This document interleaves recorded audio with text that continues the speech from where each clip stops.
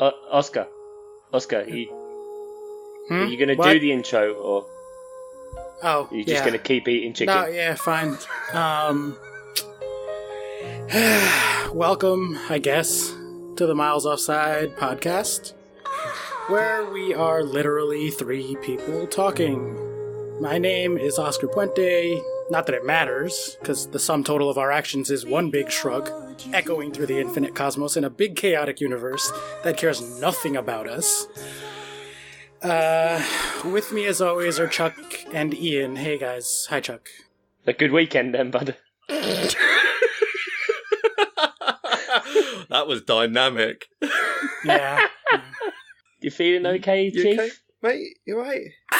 Yeah, doing great. I got my sippy cup full of, it's from KFC. The readers can't, so the viewers, whatever, the people over there. The readers? Yeah, I don't know. KFC cup. It's full of just soda, I promise. And depression. The secret ingredient is tears. Jesus, Oscar, pull it together. Yeah. What? Podcast. Hi, podcast. Hello, people. Let's do it. What do you guys? Yeah, no, we're ready. Yeah, let's go. Yeah, no, we're good, mate. It's just, we're in it? Okay, cool. Are you there yet? I don't... News. Yeah, news. Okay. Yeah, let's do news. What? Let's start off with, Intro it properly. yeah, fine. News, right? Rapid fire news. Do, yay. The cheese room, it's dead. There's not... Well, right, hang on. No, you need to give that the gravitas it deserves. Go on, Oscar. What's wrong with the cheese room? Oh, the VIP cheese room at the new Spurs Stadium has melted away. Just like the rest of our dreams and hopes. It is a metaphor. It's a good metaphor, yeah. Yeah. No cheese, no joy. This is from The Guardian. The title is unbelievable, so that's pretty nice, I guess. Puns are I'm happy good. with that. The stadium project has been beset by delays and difficulties. That's a fucking understatement. No shit, Sherlock. Yeah. We don't really do much news in our news segment, but that one definitely probably shouldn't make the cut. There have been problems with Spurs Stadium. It feels like every other week there's problems with the stadium. It's like a recurring segment at this point. It's like, what's going on with Spurs Stadium? It's not going to open yet. Nothing! That's all. Yeah. Well, they've taken away the only positive as well. Yeah, so Mauricio Pochettino said his gut feeling was that it would be tough to move in before the end of the season. It is the insides of the executive level diners that are now of the utmost concern. Because when your fans are, rioting over still playing at Wembley almost a year after promising them that they'd be watching Champions League matches at the new stadium, the executive level dining room is the most important thing. Well, I mean, I'm interested in the cheese room, so yes it is. Couldn't give a toss about the rest of the stadium. No, but apparently there is still tons to do. Stilton. Oh. Stilton. Hello. Jeez. Yeah. All right. That's good on that one. Next story. Oh, there's no cheering Oscar up, is there? That was a solid cheese pun. Come on. He really hit that one for 6. I got my sippy cup. That's cheering me up. That's all we need. Oh, sounds like it is, yeah. So, let's see. Jadon Sancho missed, the Borussia Dortmund flight was delayed because he forgot his passport. Did you guys see that? It was very funny. Oh, my God. Oh, no, what happened? Oh, wow. They had a flight to London because they're playing Tottenham, and he's 18, so he forgets things sometimes, I guess. And he forgot his passport, and so he had to go home and get it when they were late to fly. So, but they're still playing the match, so they weren't that late. So, I guess it doesn't really matter. Wow, this is going to be a very nihilistic podcast, I feel. Oh, word. Come on, pull yourself up, Oscar. Come on. We can do this. All right, let's do it. Let's do go. this. I got Come this. on, Okay. guys.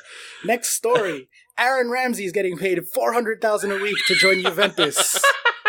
I know. Yeah. The best sick pay ever. That is a lot of fucking money, right? That's Yeah, insane. to probably not play football. 400 He's grand a week.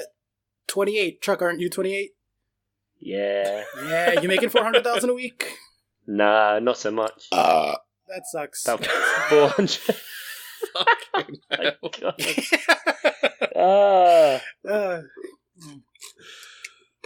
Oh, Mourinho's got a football show on Russia now. You guys see that? Yeah, is it a football show? Or Yeah, Manchester United ex-manager and soon-to-be Chelsea manager, give it a few weeks, Jose Mourinho is to host his own show on Russian TV channel RT, formerly known as Russia Today. Mourinho, 56, will provide analysis of Champions League games in the fortnightly football program. I'm going to talk about football. What else did you think I was going to do? Why is he pissed off at being asked about his new show? Unbelievable. How long do you think the show will last? Well, not long based on that quote. Yeah. No, probably not so much.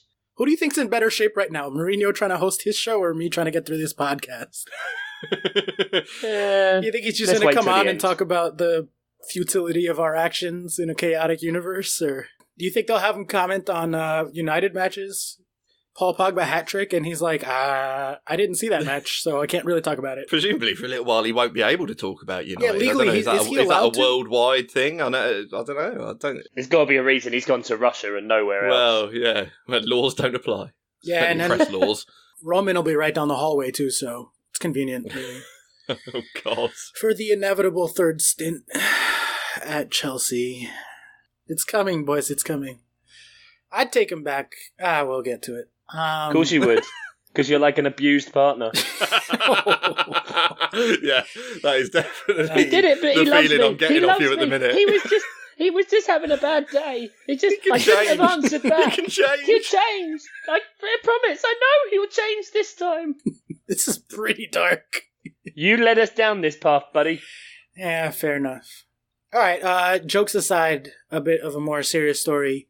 World Cup winning goalkeeper Gordon Banks has died at age 81. As the two English guys, resident English hosts of the podcast, do you guys care to share your thoughts on Gordon Banks and his passing?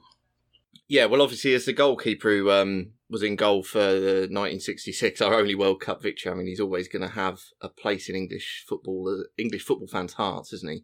It was sort of him, and then later on Shilton, and then to a lesser extent Seaman. They were like the last ones who had really long sort of stints as the keeper who was safe pair of hands, quite literally.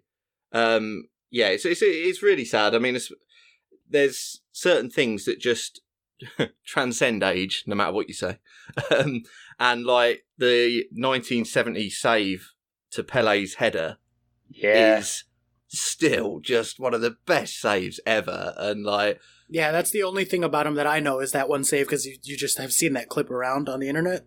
Yeah, I mean, it's just instinctive and just, I'm not sure he even knew it happened. But it's absolutely phenomenal. And do you remember that game? What were you like? What were you doing? Yeah.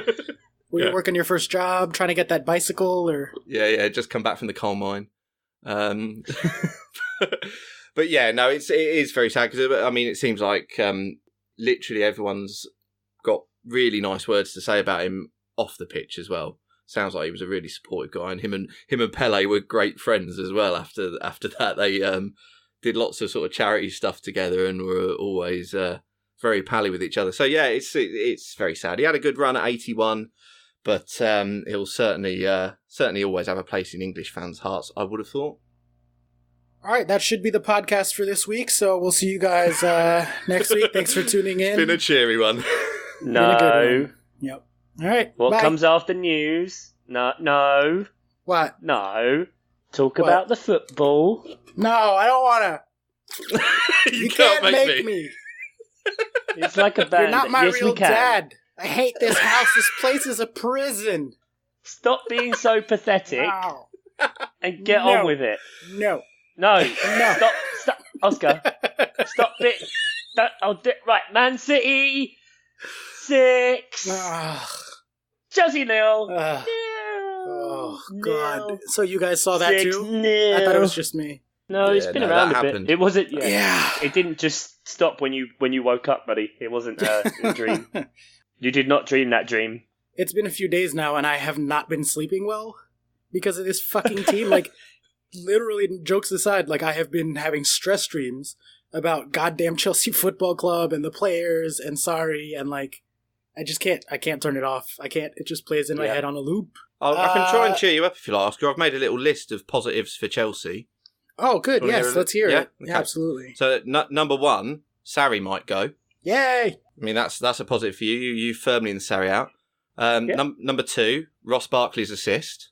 Brilliant. He did good assist. Yeah, good looping looping header. Yeah, it's good for England too. That one. Yeah, exactly. Yeah, learning off Steven Gerrard. And three, West London's nice, isn't it? Yeah. So there you go, and they've got their own stadium. Yeah, that's true. Yeah. That's true. We don't have a cheese room, but we have a stadium at least. So, something to aim for. Yeah, so that was pretty fucking terrible. As I said last week, at least it'll be something to watch. Yes, and it was quite a treat. Definitely that. Our worst loss in 28 years. It was pretty bad, I guess. I don't know. I mean, 4-0 inside 25 minutes is a bit... Yeah, that was a good start. That was a fun start. That was good. And what I really like is when you play against Man City is when managers give them the room behind the defence. Because they really don't like that. They don't like to operate in a ton of space and smash teams into oblivion. No, push up, go toe to toe. Why not? Why not? When Aguero missed that sitter, I was like, oh, we might get back into... No. Oh. Nope. Oh, there it is. He scored from 40 yards out. Never mind. Yeah. Hell of a goal. Jesus Christ. Right? I mean, it's going to get lost in all the other storylines of that day, but that is some goal for Aguero. Yeah, it's very hard to describe the logic if you took pictures of him at the two spots and showed, like, this guy will miss from here, but he will score from here. Yeah. I was instantly reminded of the fact that we scouted him for 2 years, almost signed him, and then decided to pass when he was very, very young and still playing alongside Fernando Torres at Atletico Madrid, only to then see him get signed by Man City and go on to be their record goal scorer. So that was a nice reminder of those, that lovely little fact. Yeah. No, jokes aside, full credit to City. They fucking destroyed us. We talked a bunch last week about how, have they actually turned it around? They did well against Arsenal, but blah, blah, blah, blah. They saw their chance, and they smashed it home. Yeah, that's a absolute real statement. Like, it's one thing when you play against, like, Huddersfield or, like, lower table kind of dross and blow them away, but when it's... Yeah, even we beat Huddersfield 5-0, so... so it's not really saying much beating Huddersfield. But, yeah, to blow them away 6-0 and using that, again, to ramp up the goal difference and keep them on top of the league, especially in this 2-week break we have at the minute, is really important. And we got knocked down to 6th on goal difference, so it mattered to us too. Like, at 5-0, I was like, please, just at least fucking stay above Arsenal. Like, and Adam P., our friend, I guess, resident punching bag, Adam, was chatting shit on Twitter, and I was like, just remember, you assholes are still beneath us somehow in the table. And then, of course, the 6th one went in, and now we're tied on goal difference, and they've scored more goals, and so on the third tiebreaker, we're beneath them in 6th place. And Chelsea were horrible. What did you guys like? What did you think? It was a great game. I really enjoyed it. David Luiz, masterclass. Here we go. Marcus Alonso, he's great. Players playing in positions. Yep. Oh, they're definitely playing in positions. Just it's crap positions. That's the fucking thing, right? Like, they were doing what Sarri told them to do.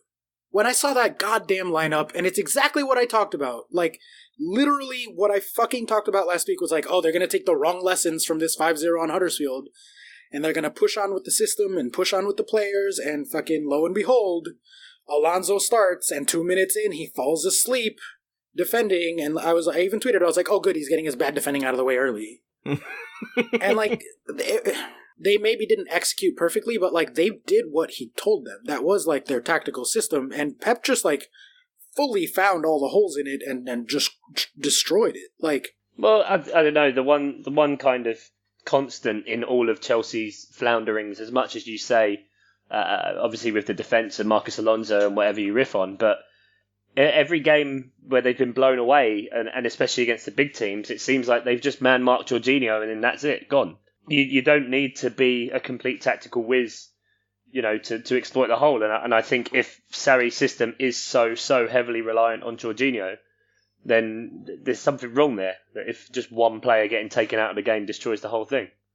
I've never seen a tactical system be figured out so quickly by other managers, or not just a player even. Like, it seemed to take everyone nearly a season to react to Salah, and everyone seems to have figured this out in half a season. Yeah, it's ridiculous. And like, they, as you said, Chuck, they man-marked him on defense, and then in attack, they just played an inverted 4-3-3, so they had one guy on the left of him and one guy on the right of him, and they knew that he wasn't going to be able to cover both, and so they just always had a man open playing between the midfield and the defensive line, and they would spread it wide, and then they would cut it back, and it was just chance after chance after chance. Like, even the ones that they didn't put away, they were getting open looks at the penalty spot, left and right. Like, it was so obvious to everyone what exactly was happening. And then Sarri comes out afterwards and he's like, oh, you still need time with the system. He still believes in the system. And I'm like, how much more fucking evidence does this guy need? Like, but honestly, like, we've spent so much time talking about Sarri and the system and his stubbornness. And I do want him gone. And I honestly was expecting him to be fired by the time we recorded today. But it looks like they might keep him around and back him again in the summer. I think you kind of have to at this point, or it's whether Chelsea are doing that thing of they're going to give their youth players a bit of a chance now, potentially. Well, he doesn't want to give the youth players a chance, so I don't see how that's going to work out. Chelsea have sacked managers in February, haven't they, in their first season before? I mean, oh yeah. AVB. AVB made it to like March 2nd or something. Right. Okay. But yeah, and this very much does remind me of that AVB season, which we went on to win the Champions League and the FA Cup at the end of that season. So that was pretty nice, but like that was dark days at Chelsea. That like fan community was poisonous, like it is right now. Because he came in, he was like tactically rigid. He played a high line, but without actually putting press on, which again sounds like what Sarri's kind of doing. Yeah. And we had slow central defenders, which we don't now, actually. Luiz and Rudiger are pretty fast, but that's not the problem. With AVB, it was that ridiculous high line with JT in there who just couldn't run back to like get ahead of the play again. And, you know, he eventually got fired. So my hope is that he'll be fired soon. But who knows? But I think, like, this loss was so bad that it, like, shook me to the core as a Chelsea fan, in terms of, like, getting very... I know, Chuck's just laughing. Head in hand, Chuck. Oh, it's so funny. Yeah. Oh, I was watching the whole game thinking, like, Chelsea are the Crystal Palace of the top six. This is great. You're right here with us, bud. Congratulations on supporting a shit team. Yeah, yeah. Even, like, when we were in, like, 16th place that last Mourinho season where they quit on the manager, like, I wasn't as just hopeless and defeated as I am right now. But the point I was getting towards is that, like, this, I think a lot of Chelsea fans, myself included, this is allowing us to sort of coalesce or reflect on, like, much bigger picture things that are going on at this club, specifically the players. Because, like, post the old guard era, which is what we always refer to, that's how we refer to, like, John Terry, Ashley Cole, Frank Lampard, Didier Drogba, Petr Cech, like, those core guys. Mm-hmm. The era since them has been marked by these ridiculous up and downs. Like, we win the league, then we come in 9th. We win the league, then we come in 6th. And, like, it's that absurd up and down. And this now, because they clearly have quit on Sarri. And he's highly culpable in all this. We've dedicated hours and hours to how Sarri's, like, highly culpable in this fucking situation. But this is the third time that this group of players quits on a manager. And it's just like, fuck it. We'll tank until he gets fired. Mm-hmm. And they know that he's gonna, like it. And so, what does that say about, they have, like, I hate to sound like a proper football kind of fan, but they have no fucking pride in the badge. Like, even if you don't like your manager, in what other fucking job are you like, oh, I don't like my boss, so I'm just gonna show up and do a bad job? Mm. Like, no, fuck you. You get fired for that. Everyone else in the world, everyone hates their boss. Well, not literally everyone. I actually have a really good boss, but, like, most people in most jobs are like, this fucking fuckwit is a fucking asshole. Like, they hate their boss. And you know what? Shut up and go do your job and just show up to work. And these guys just don't. They fucking don't. Like, and it's not, like, okay, Mourinho's a prick. Fine. Conte seems like a prick. Fine. Sarri seems stubborn. Fine. But, like, how many managers in a row can you excuse the players and be like, yeah, I didn't like the manager, so they quit on him? I think we have to like really deeply reevaluate at Chelsea, like if we want these players around anymore, if we're going to sell some of them in the summer. And like even on this podcast over the World Cup and more recently, when we talk about Eden Hazard, what's the thing that we always say about Eden Hazard? It can go missing for weeks. There it is. Yeah. When he's on, he's one of the best players in the world. But when he switches off, and he definitely has that off switch, he'll go missing for weeks. That's exactly right. And so, like, when you build a team around him, and how has he not had a Ballon d'Or nomination? That's insane to me. He's one of the most talented players I've ever seen play, let alone at Chelsea. And he doesn't have that nomination because he's never pushed himself to the next level, because he's happy to just, like, exist. And he doesn't have that drive. He doesn't have that Drogba fucking grit. And he's won Chelsea Player of the Year once. How is that? That's mad. That's crazy. And so when you build the team around him, Willian has won that award more times than Hazard in the time that they've been at the club together. Christ. Your best mate, Willian. And I like Willian. He hasn't been great recently, but like, that's fucking absurd. Willian is nowhere near the level of Eden Hazard. And so when you build your team around him, and he is the beating heart of this team, they give him the ball and they say, do amazing things, and we build our tactical systems until really, around trying to get the most out of Eden Hazard and help him push on to that next level. When you build a team around him and then that team quits on managers 3 times in a row, like, those two things are related, you know? And so even a month ago, the thought of him leaving for Real Madrid would have been, like, fucking appalling to me. Like, would have wanted to throw up in my mouth. And now I'm like, I wonder if ultimately we're going to view Eden Hazard as, like, a failed project at Chelsea because he was so amazing, but he never pushed on. It's ridiculous to say we've won the title twice in the last 5 years. Like, we've won 3 FA Cups since he came. It's been a good run, but this up and down, just fucking, they don't care right now. They just don't. And it's the 3rd time this has happened. In what? 4 years? Yeah, it's exactly like you said. They do really well one season and then they get sick of it, and yeah, there's a bit of a collapse. So yeah, I'm just wondering if it would be a better thing for Chelsea to actually cash in on Eden Hazard, because you know Real will come in with a ton of money, and they can use that and bring in someone, because you're exactly right. I think from a player of that caliber, you need consistency. Like, when do you ever say that, like, Sergio Aguero has gone missing for ages? No, he's just always there. Mo Salah, since he's come back in the Premier League, you know, there are players out there who, for the top money, they need to be worth it. You know, Alexis Sanchez isn't. Mesut Ozil isn't. Eden Hazard is kind of, in a way, in that bracket. It's a bit of a harsher way to say it, but he's in that kind of bracket of, well, are they really worth the money and the energy and like exactly like you said, building a team around someone who, well, you know, they're likely to go off for weeks at a time, which is going to crumble the whole team.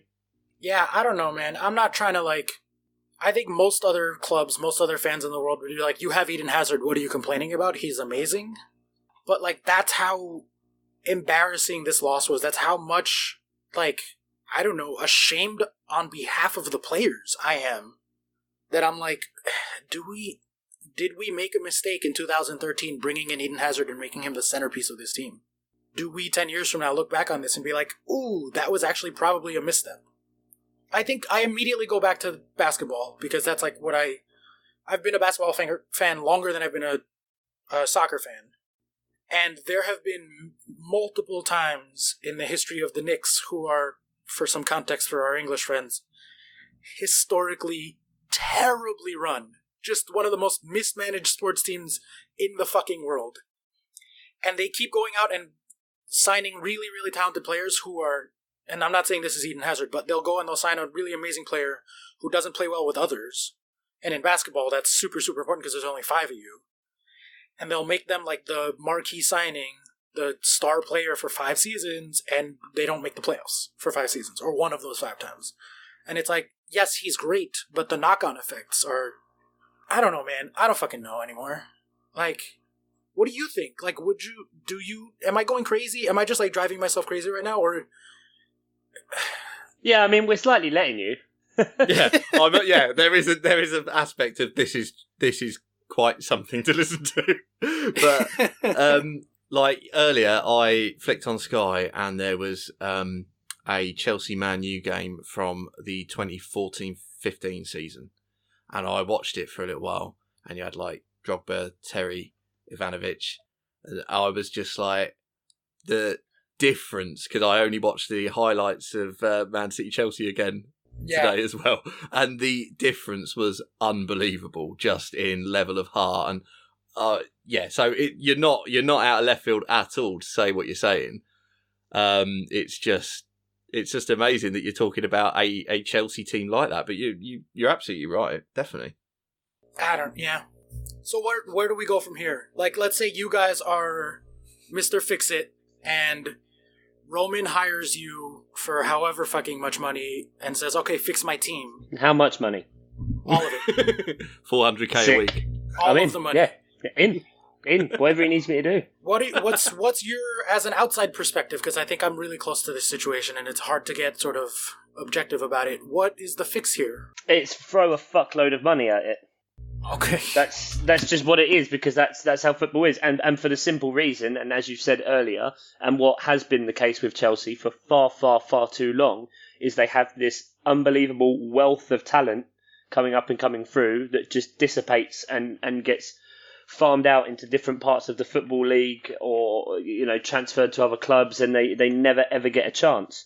So the reality is, if with Chelsea still operating in that way, the way they're going to get better is to throw a load of money at it, because they're never going to give those young talented players a chance, and not on a wholesale method. Now, I think it's more likely that Sarri could get the younger players to buy into the system, which is why it is weird that he's not playing them so much, because he can have more of an influence on them. If they truly wanted to do the basketball style of thing as well, and they have in American sports, which is obviously like rebuilding years, why wouldn't you just have like a mass clear out and start something fresh? It's so hard.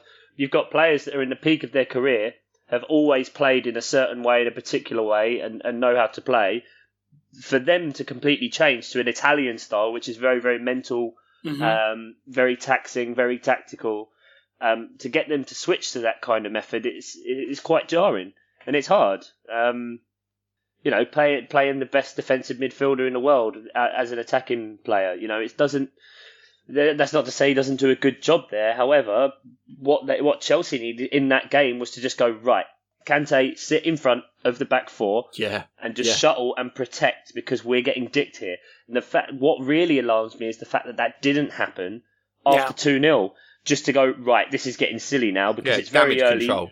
Yeah, exactly. You already have to be in damage limitation mode. And the fact that Sarri had stayed so dogmatic to that. He's so stubborn. Belligerently does it. Maybe he just needs to. Maybe they need to let him smoke. Maybe they just need to let him sneak 20 Benson on the side, just and away you go. And then maybe he'll sort it out, because his head's clearly not there, because he keeps wondering when he's going to go for a cigarette. That's probably why he didn't stay and shake Pep's hand as well. But he's desperate. What a prick! At one point during the match, and I must have tweeted 900 just sarcastic, angry tweets. I don't even remember all of them, but one of them that did get a few likes was, "Oh, good! Now you're subbing off Alonso 73 minutes late, you cigarette-eating clown man." And I got a few chuckles from a couple of Chelsea fans that I know. They were like, "Oh, clown man was nice," but. I don't. Yeah, I mean, fuck. Sorry, fuck him. I'm done. I've been done with him. I don't want to dedicate any more fucking vocal space on this podcast to talking about him. So whatever. I'm with you on that. Should have changed the system, but he's never going to. He's never going to change. So fuck him. Whatever. But I think the bigger concern to me is the players at this point. And you say they need to inject money, and I agree with you fully. It's alarming for a couple of reasons. One, we don't have a director of football. So there's no one at the club who's making those decisions in a sort of organized... there's no one whose job it is to oversee the big picture of transfers in the squad and build it up. So that's obviously a huge fucking problem. Other problem is that there's Roman, who's more than willing to give money to the club when he needs to. It's not like he's cheap, but he's setting aside the money for if they can get that new stadium, sort of get all the legal roadblocks out of the way to build it.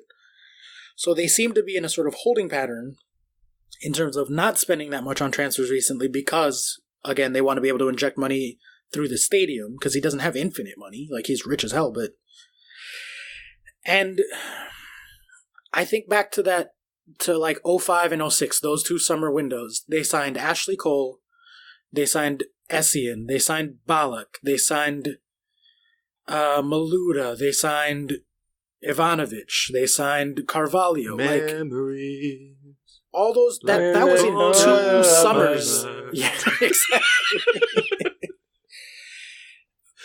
That was in 2 summers that they built that squad. God damn it. They were the foundations of a dynasty. The way we were. Right? They were the foundations of a dynasty in 2 windows.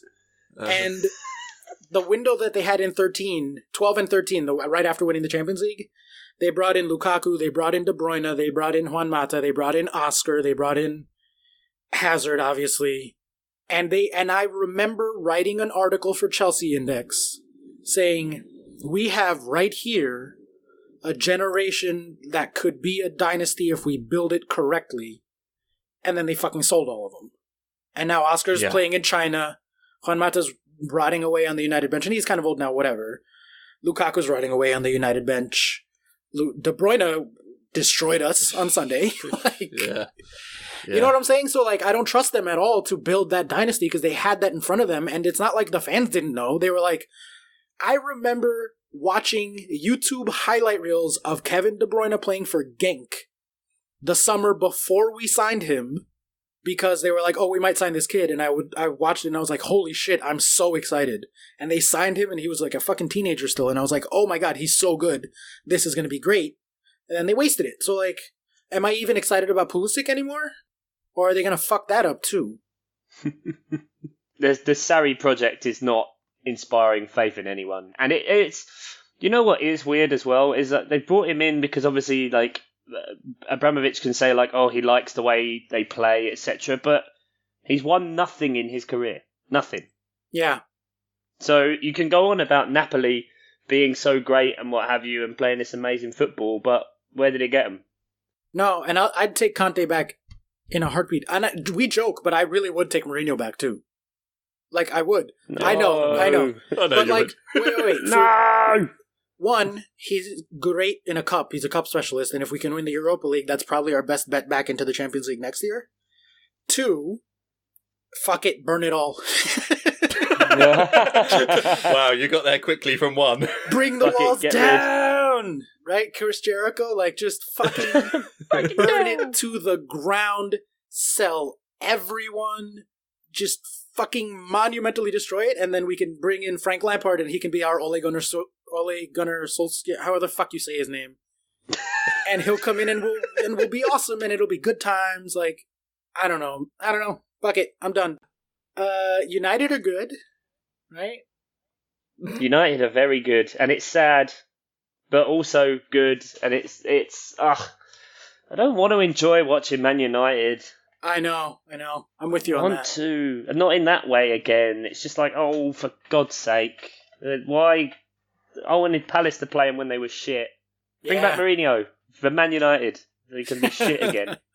All right, well, let's wrap up the conversation this way then. If you guys had to predict where Chelsea finish and if they make the Champions League next year, either through Europa or finishing top 4, what are your kind of predictions there? You guys are better than me at predictions, so what?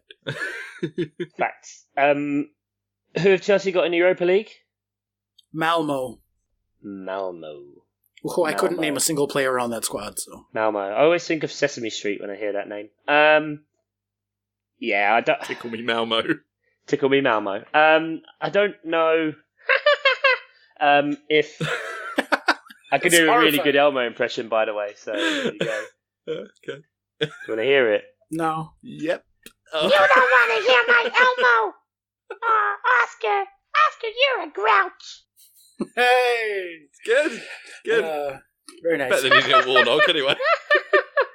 But just have a lovely time. Colin Warlock. Colin Warlock. They done some wins. I'm well happy about. I love that we just grazed past. I didn't want to kick you while you're down, Oscar, but no, I don't see Chelsea qualifying for the Champions League right now. No Europa and 6th.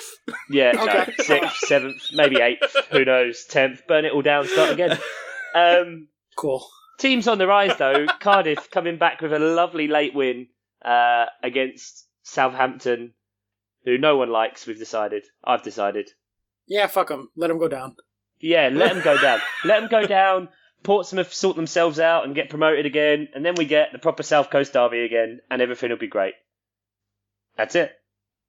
But Mike Dean's fun, isn't he? He's fun. I bloody love... Oh, that's what I wanted to say. Mike Dean. Can we all take a moment to appreciate Mike Dean? And the fact that even though he's a massive joke and he loves to strike a pose and Vogue... Vogue. I think he's genuinely the best ref that we've got. Yeah, but you can be the best ref and be a massive bellend.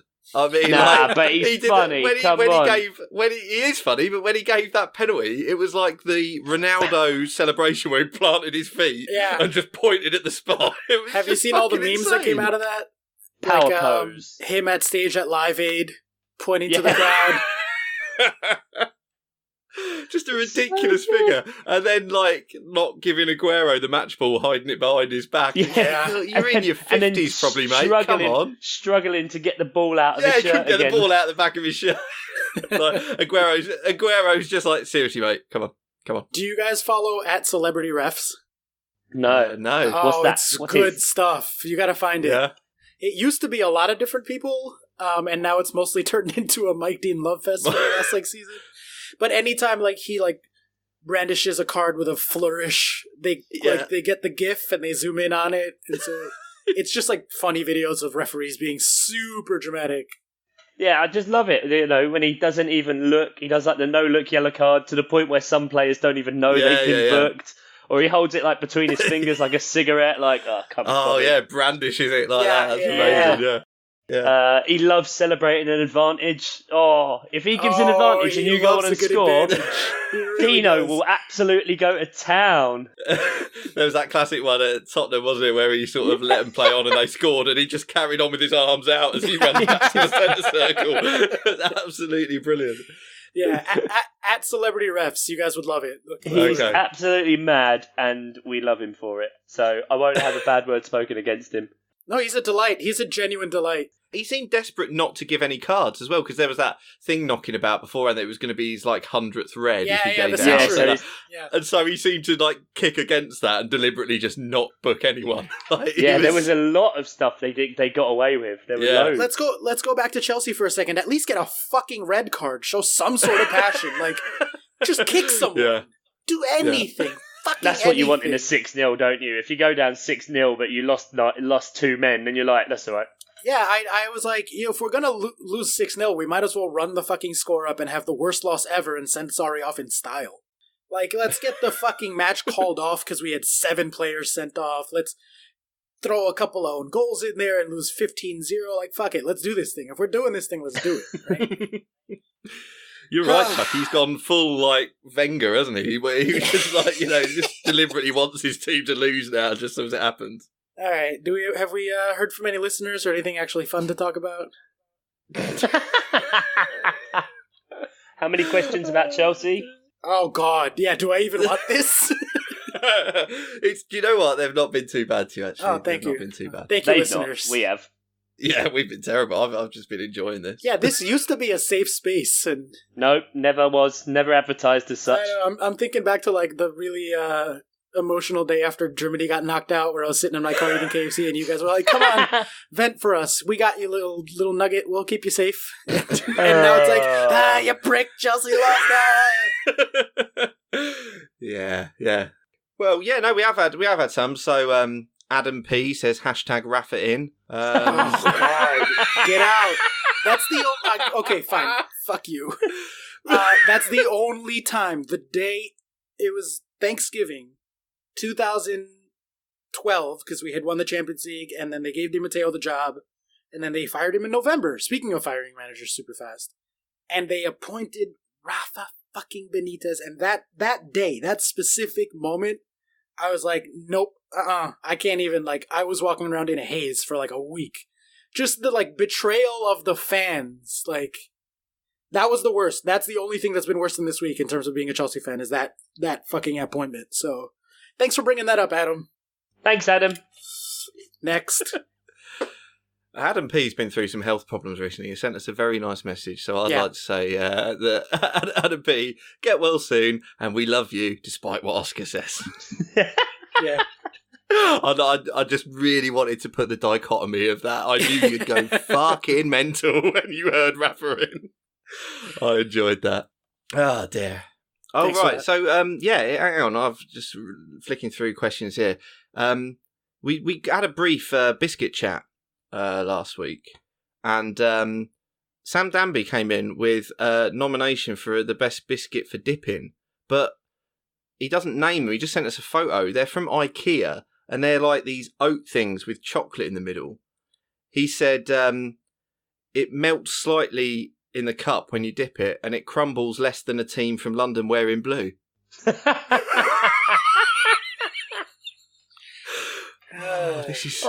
That's good biscuit chat. This is good stuff. This is good Well stuff. played, Sam. Sam, I enjoyed that. Yeah. Oscar's face, like, when you start talking about food, generally he, like, sits forward and he's like, oh, I kind of want to know, like, about, meat mop, you are sad. Yeah. Beep boop. Never seen you so angry, sad. It is a confusing combination of anger and sadness. It's like, you don't know what I go to from do 0 to yourself. 100 back to 0 very fast. Like, it's just... Oh dear. He did actually say that we mentioned custard creams, but of equal class. He says the bourbon. He thought the bourbon biscuit might have come up. I love a bourbon. I don't know. I mean, it's a basic bitch biscuit, but I like it. It is a very basic bitch. Like, if someone brings out a plate of biscuits, like, chances are there's going to be, you know, like your Nan's or whatever. She makes you a cup of tea and she brings, I've got some biscuits. There's always going to be a bourbon. You just call your Nan a basic bitch? She's the worst. Fucking Nan, am I right? She's not bringing out bourbons, it's Oreos, isn't it? Fucking... At your house, I figured it'd be just Twix. Yeah. Yeah, of course they do. Yeah, of course they do. Invented it. Homemade. In the kitchen to the old recipe. The old recipe. The old recipe, yeah. Chuck, is it left Twix or right Twix? Which one do you... What is this thing? I don't understand. What is left Twix, right Twix? What is it? Well, over here, they literally sell it in packages that say left Twix or right Twix. Are they really? Yeah. And I only ever buy left Twix. If you buy right Twix, you're a prick. Dave Mateo. Jesus Christ. It's just bizarre. Wow. Okay. Next question. Well, no, I'm sticking with Sam Danby. Another reason is because Sam Danby gave us a 5-star review, so he is now a friend of the pod. Sam Danby. And he did that from Norway. So Hey! come on, Norway. He's the Norwegian He's listener. the one. He's the Norwegian listener, yeah. Incidentally, we're like other countries have overtaken Norway now, but Wow. Sam Danby's review we've got more listeners in Ireland and France now. You know what? It's because we talked about the national anthem in France. That's why. I know, it genuinely went up a bit after we spoke about that. They have a good national anthem, so... Yeah, it is a solid national anthem. Ireland, I don't... He's just not sure. You're not sure about Ireland. I don't know what's going on there, but thanks. Have a bit of crack listening to the pod. Have a bit of crack. Yeah, is that Ireland or is that Scotland? Well, I mean... No, that's Ireland. Yeah, It's Ireland, but it's just the way you said it made it sound like you meant drugs. hard drugs. But it was, yeah. Both, whichever makes you happy, honestly. I'm not here to judge. I got my sippy cup, so I got no one to judge. He said as well, apparently Norwegians drink the second most coffee in the world. That can't possibly be true, can it? Who drinks the most? Thanks for giving us half a fact, Sam. Yeah, Sam needs to really come through and say what's first. But that sounds bizarre, doesn't it? Between Italians, Colombians, the whole of South America. You know, can't be true, can it? Yeah, there's a lot of cocaine in South America. So maybe they don't drink so much so they coffee. don't need the coffee. Just ship it out to us. Yeah, okay, right. Job done. Finland. Sorry? Finland. It's Finland. Finland and then Norway. Yeah, Finland does 12 kilograms per capita. Norway is 9.9. Iceland is 9. Denmark is 9. Follow up, what does per capita mean? Per per head. person. Per like what? Well, yeah, but a year, yeah? Yeah, I mean, not doubt a it's day. 15 kilos of coffee a day. I think they'd be dead. Either that or the whole of Finland would just vibrate off of the planet. Still sounds like a lot. It's a lot. 15 kilos. Per person per year, kilograms. 15. So, I mean, a No, standard, 12. if you have like a double espresso thing, like in a coffee shop, it's about 14 grams or so. So if you say like 15 grams, that's Of coffee, yeah. 3 cups of coffee a day for a year. It's not that I'm not doing the math in my head. It's 1,000 Yeah, okay, coffees, sure. isn't it? No, he's done pretty. Yeah, I think he's done pretty well there. Yeah. Let's have Thanks. a- Cheers, guys. You're Somewhat getting a divide. calculator out, aren't you? You Yeah, fucking fuck prick. it, I am. absolutely. You fucking prick. Maths. Yeah, that's weird. Maybe it's because it's cold there. It is cold there, like proper cold. It is, but I mean, I thought they all drunk like, I don't know, fruit brandies and shit. Am I stereotyping? No, Aquavit. It's everywhere. They love it. Okay. Schnapps. Well, if you are planning on visiting Sandambi anytime soon and asking for a coffee, the way you say "I am cold, get me a coffee" in Norwegian is "Jeg kald, ta meg en kaffe." So, Sorry, Sam. write that down. Sam, write that down. I think, right, he lives in Norway. He probably knows how to speak. Maybe not. Jesus Maybe he's just Christ. got by all this time, and every time he's really cold, he's like, for fuck's sake, I wish I could order a coffee. He says he's up to 5 cups a day, so I don't think he's struggling. No, but maybe No. that's because he's making them himself, that he's too ashamed to go into a coffee shop and ask. Ian, what's your coffee order? You weren't here for that. I'm curious. Yeah, I was.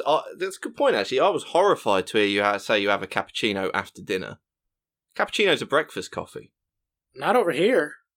Yeah, but I mean, in America, everything's like sugar and milk and 20 ounces and no coffee, and American coffee is garbage. Yeah, no, in the morning it's cappuccino or flat white. Afternoon, black coffee espresso. Do you have a limit after a certain time? Yeah, because I work so early in the morning. I rarely drink a coffee sort of after like 2 p.m. Wow. Plus, at his age, he'd have to get up and go to the bathroom like 19 times. Exactly. Yeah. I mean, before then, I'm mainlining the shit just to get me through the shift. But I mean, like, yeah, then I do have to have a cut off, otherwise I'm not going to get to sleep. But yeah. Oh, see, I have like coffee before going to bed and then fall asleep. Yeah, caffeine doesn't do it for me. No? No, I'm with Chuck on that. If I need like an actual energy boost, I have to have a Red Bull Cocaine. because like caffeine doesn't do anything. Oh, sorry, Red Bull. Went a different way with it. Do you guys have Red Bull over there? Is that a thing? Yeah, I don't fucking one of know. the biggest selling soft drinks in the world. I don't know, man. You guys randomly don't have things that I'm like, what? You Yeah, don't have I know, that? I know. So like, I don't take anything for Give me granted an at this point. example that you don't understand what we don't have. Why? Come on, let's bring back Americanisms. We haven't done this in a while. Well, baked mac and cheese is barely a thing over there. Yeah, no, we're basic bitch again with our Yeah. mac and cheese. We really are. Yeah. Yeah, that's fair. Yeah. Straight away, first example. There you go. Chuck just concedes immediately. Love it. Speaking of American English differences, Dave Mateo asks, what is the correct pronunciation of Adidas? You just said it. It's Adidas. It's Adidas, isn't it? No, it's Adidas. Yeah. Well, if you ask the company themselves, they would say Adidas. So Mm-hmm. No, that's It's what the Adidas. American branch say. The German branch, where it's from, is Adidas. Das Adidas. Because it's the guy who started it. His name was like Adolf Adi Dassler. Or something. Dassler. Yeah. Adi Dassler, yeah. Yeah. So you just said Addy. So there you go. I understand that, Proof. but this is like GIF versus GIF. The guy who invented it says it's GIF, but fuck off, it's clearly Oh, GIF. fuck that Like, guy. It's GIF. Fuck Yeah, that exactly. guy. That's a graphic. So what if his name was Adi Dassler, the company, and everyone else now says Adidas? And fuck you guys, you don't count. Not everyone. Not everyone. I got it in there. It's only Americans that that say Adidas. The one that really pisses me off is when people say Nike instead of Oh, Nike. I was just about to say Nike or Nike. Well, what do you guys say? Nike. Nike. Really? Nike? Yeah. Yeah. Oh, Yeah. it's I say Nike. Nike. You know what? Fine. You know what? You're being inconsistent then, and so am I. But whatever. No. That matters less. If you're saying it's Adidas because that's how it was pronounced when it was Adi Dassler Yeah. in the German, blah blah blah. Nike Yes. is the name for the god of victory in Greek, pronounced the Greek way, winged victory or Nike. Is And it? so then the Okay. name is Nike. First of all, yes, very good. Except it's the goddess of victory, and Sorry. in Greek it would have been pronounced Nike. So Nika or Nik. Yeah, Nike. well, whatever. Nike is closer. There you go, mother flicker. Try and come in with your classic shit. Pow. Shut you down, bitch.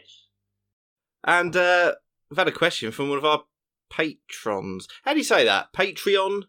I was going to Patron. ask this. Why is it Patreon? What's E? Why is there an E? I don't know why there's an E in it. I don't know what to call them either. One of my favorite mispronunciations of that is on the Double Pivot podcast, which has Michael Cayley and Goodman, Right. the two mics. When they first made theirs, Goodman, for like weeks, would say Patreon. Oh, that's Like, brilliant. Oh, I like that. Patreon. Everyone would just tweet at them, be like, "It's Patreon. Stop saying it weird." And be like, "Oh, Double Pivot, Patreon." Yeah, and everyone's like, "It's not fucking Patreon. What are you doing? What a weird way to say that word." Like, Well, Nike, whatever. So one of our Patreons, Patron, Johnny Werthers, Patron. Johnny Werthers, yeah, we like the French now, so we'll pronounce it French. Why not? Patron. Sure. patron. Johnny Worthington, he said he's been invited to his company's centenary party. What company does he work for that's been going for 100 years? You know where he works? No. Oh, he's a cobbler, isn't he? He is a... He's a cobbler. He makes He makes shoes. shoes, doesn't he, or something? No, he told us he used to be or something. I can't Does believe he work that. for Nike? Does he work for Nike or Nike? Or... Do you reckon Nike have cobblers? I doubt they have cobblers. Well, someone has to make the fucking shoes. I don't think they give the children names. I don't think they give the children names in the sweatshops, mate. Yeah, of course they don't. They don't want to personify them, do they? No, why would you? Why would you want emotional attachment? That got dark. Perfect for this fucking week. Huzzah! Not for the first time. Yeah. So his invite says plus partner, and it's he asks the question: if you can invite anyone to be your partner, who would it be? Do they have to be real or can they be fictional? Well, he hasn't framed that in the question, Oscar. So you go whichever way you want with it. I don't know. Do I have to go? Can't I just stay in bed? Oh, that's quite. Yeah, you would just at the minute. You would just stay in bed with a bucket of chicken. Can I cancel? Oh, Colonel Sanders. There you go. Yeah, I'm taking Colonel Sanders. He was a real guy, too, so... he was a real guy. But wouldn't you be more interested in the chicken than his presence? I don't know. Maybe he's nice. He seems like he'd be a good hugger. And you can find out the secret recipe. If you'd tell me. I put out on the first date, though, so I'm sure I can get it out of him. He'd show you his secret blend of herbs and spices. Heyo. Well, I actually beat you guys to the punch with this one because I saw the tweet yesterday when I was quite drunk, and Right. I believe my response was I would take his missus, and Fucking hell. the way that I would tell my missus that she's being ditched is I'd hope she wouldn't look at my Twitter, and that would be it. Or now listen to this podcast. All right, let's put some parameters on this. Let's give one footballing answer and one non-footballing answer. Okay, so Okay. Johnny's Chuck, missus. who's your footballing guest? It's If you're going to a party, it's Maradona. That's it. Good answer. We're going out, Out. seeing what's going to happen. We're going to swear at some Nigerian delegates. Then we're going to just start dancing with random people. The thought of you and Maradona partying together is mildly terrifying. Only mildly. Yeah, it really is. Yeah. Ian, who are you taking? The Peterborough owner? I love the Peterborough owner. And he's not short of a bob, so it probably be quite a good night. But probably Gaza. Same reason as Maradona. Oh, Really. yeah, Gaza, that'd be good. Who's Gaza? Who's Gaza? There's so many people named Gary. I don't fucking know. He's not even called Gary. It's not called Oh. Gary. Paul Paul Gascoigne. Oh, I know the name. I don't really know him. Oh, What's man, his the deal? guy was amazing. Enlighten me, please. Yeah, legendary England midfielder who... He's the one that snorted the line, right? That's Robbie Fowler. No, that's Robbie that's Robbie Fowler, Fowler. yeah. Okay, Yeah, never no, mind. legendary England midfielder who was an absolute class above, but also was an alcoholic, and fuck Oh, okay. me, there are some stories. Yeah, Okay. yeah. Yeah. He's the guy who did the amazing Euro 96 goal against Scotland and then lay down and they all did the dentist chair and sprayed the water into his mouth, if you've ever seen that celebration. Nope. No? Right, because they'd all been out and it had been in the press, hadn't it, that a photo from them all pouring booze into his mouth or whatever. Yeah, so that's funny. They picked up a water bottle off the side and like sprayed water in his mouth, like recreating. Oh, that's really funny. Yeah. I think the first Euros that were on TV over here was either 04 or 08. Oh fuck! Right. So that would okay. be way before. Yeah. Yeah. Of course, I don't really think that just access to it would not have been. It would not have been a thing. Yeah, of course. For sure. But there was another story that I think it was Merson told on a panel show or something once about he used to live with Gaza and like Gaza had a mate, Jimmy Five Bellies. You're going to love this, Oscar. Jimmy Five Bellies, who was just this bloke who was a mate of Gaza, just a hanger-on who used to do anything he used to say. Anyway, they would just go... Merson told this story about how they would go and get like a few bottles of really good red wine, chuck them all in a big jug, say, put 100 quid each on the table, and then have a load of sleeping pills. They would take a sleeping pill an hour, keep drinking, just drink the red wine. The last one to fall asleep gets the money on the table. I mean, that is fucking ridiculous. insane. Yeah, I mean, absolutely insane. But yeah, never wanted to play a game more in my life. That sounds like Oscar's weekend up till now, just with KFC instead of sleeping pills. I think with all the practice, I've just been mainlining gravy. Just fucking chugging the gravy. Oh man, gravy's so good. I'd take Balak. I just want to talk to him. You love Balak, don't you? I do. He does love Balaks. All right, non-footballing answers, go. Well, I mean, I've already said I'll take Johnny's missus. It's fine. Okay, doubling down on that one. Cool. Never seen a picture, not bothered, just to get one over on one of the listeners who gives us money. Yeah. Yeah, there you go. That's the one. I mean, it's all about the services we provide. Is that a tier on there? We'll take your missus out? I don't know. Take your wife out. Let me put that in there. Yeah. Yeah, that'd be between Stats Robot and Sock Person. Sock puppet. Socks is still the pinnacle. Socks has to be the pinnacle. Yeah, okay. I know, wouldn't you take like some Harry Potter nerd or something, Oscar? Ooh, yeah, hopefully Emily doesn't listen to this, but I would definitely try to take Emma Watson. Oh. Mm-hmm. Mm-hmm. Oh. Mm-hmm. She nice. If we go non-football then, I watched a Baywatch film the other night. And Alexandra Daddario. Yes, Alexandra. Yeah, absolutely. Yeah. She's very attractive. Alexandra, what's her name? Daddario. Yeah. Oh, I thought you were going to say I'd take The Rock. He does seem like a delight. Yeah, he'd be a fun time. He's such a lovely guy. I like that. Yeah, he is. He's a positive guy. Yeah, I'm happy that he's in everything now. Have you watched Titan Games? We never talked about Titan Games. No, I didn't. No, it's really hard to watch that kind of stuff over here. You can't just find it online somewhere? Yeah. Legally. It's hard to watch those things over here. Okay. Well, it's been really fun. It's like Ultimate Beastmaster or Ninja Warrior, but it's with The Rock, basically, isn't it? Yeah, it's actually... Do you remember American Gladiators? Or was there like European Gladiators? Yeah, so we had Gladiators after... I can't remember which one came first, actually. I think the American one was first. I don't know. They had crazy names over here like Turbo and... Yeah. Jet. Yeah, Jet. Exactly. Lovely Jet. Okay, fuck that. Actually, I'll take Jet. Jet from I'll Gladiators. take Jet from Gladiators. She was amazing. And would it be a Millennium Barn dance at Yeovil Aerodrome? Oh dear, that's a very... It's been a while since we did a Partridge reference that would go right over Oscar's head. Yeah, definitely. Yep, I just smile and nod. Yeah, but Titan Games is kind of like that. They're all based off of like The Rock's workouts, so the intro to the thing is always just him lifting a tire or like throwing a big metal rod at a door. Yeah. I'm in. And then it's like head 1v1 always. Like to the death? It's been super good. Like to the death, or yeah, exactly. To the waist. Yeah. This blood sport. One of the workouts is just stabbing people. I feel like we got off the subject of Alexandra Daddario very quickly. Oh, yeah, let's go back. Yeah.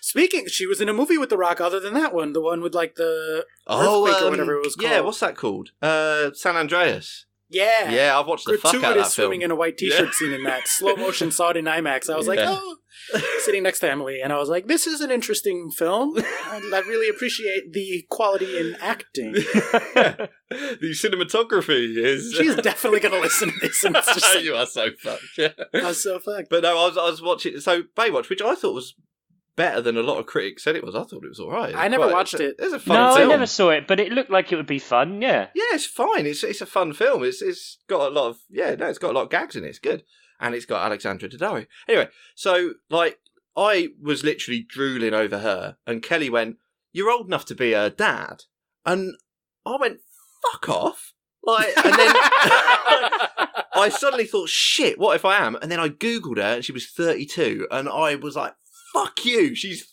fucking only 3 years younger than me. Acting like I had a chance, like suddenly in my head. Yeah, exactly. Yeah. I'm creating All of a sudden, a you're situation. like, hang on a minute. I'm not out of the age range. Exactly, Like, shoving Dwayne Johnson and Zac Efron out the way. Move over, lads. Zac Move Efron aside, is an chumps. attractive Stimpson's man. here. Yeah, exactly. Yeah. What did you? Yeah, Oscar, you said there. Zac Efron's an attractive man. Yeah, I had to hear that a lot from Kelly while I was. Yeah, no, I mean, he might be even more attractive than she is. Like, I don't go that way, but damn. Yeah, that's it. Yeah, that's it. That is impossible to deny. Yeah. Yeah, he's got a wonky eye though. It really unsettles me. Has he? Yeah, you'll never be able to I'm unsee one of it these now. people. That's exactly it. I'm one of these people that as soon as someone says something like that, that's it. That'd be all I can see now. I mean, that's all I want to see. I don't, but fine. Oh, I want to see his dick. Wow. There's a lot of dick jokes in the film. So there you go, Johnny. I don't know if you got what you wanted out of that. Yeah. I don't know, but there you go. You paid for it, so thank you. Yeah, well, as a Patreon, I'm continuing with the French patron. thing. As a patron, you can pretty much guarantee that any questions you ask are going to get read out on the pod. That is pretty much a guarantee. Talking of patrons, we need to give a shout out to Johnny OG, new patron. Johnny OG. Johnny OG comes in at the stats robot level, and that gives him access to our extra content. You can get a dedicated RSS feed, which you can load into your podcast app, and you will get extra podcasts from me, Chuck, and Oscar. Oscar does his nerdy newsstand. You're doing that pretty much every Friday, aren't you, Oscar? Yep, I record it while I'm pooping on my Friday morning while I'm getting ready for work. So there you go, Cool. guys. Great advert. Yeah, lovely. I do occasionally weekly FPL stuff, although why you'd want to listen to my advice about fantasy football, I don't know. And Chuck, what do you do? Not a lot, really. I kind of get I mean, angry and pose I like interesting it. questions. But I don't know how to describe it. Shower thoughts, guys. That's what you need. There's been shower thoughts. There's been Yeah, shower thoughts. There's more. Unfortunately, a lot of them are of a similar theme. Chuck's Angry Rants was the name of one, right? Yeah, there was Chuck's World of Rage. I just kind of wing it, guys. Let's face it. That's what I do.